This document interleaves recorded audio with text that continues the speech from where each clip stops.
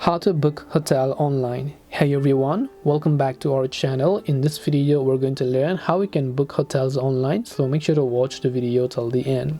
Now, booking hotels online is very simple, but it depends upon which app and service you use. There's Oyo, there's Airbnb, there's booking.com, and there are Hotel Trivago. There are so many applications. You just have to find out which one works best in your country.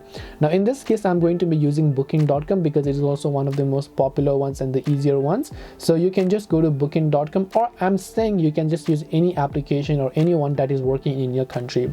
The process of all the hotel booking applications is pretty much the same. You log in by creating your account, then you just go to the stays of the hotels tab. You simply search for the type of room that you want. It will give you a list of hotels that are actually available over here.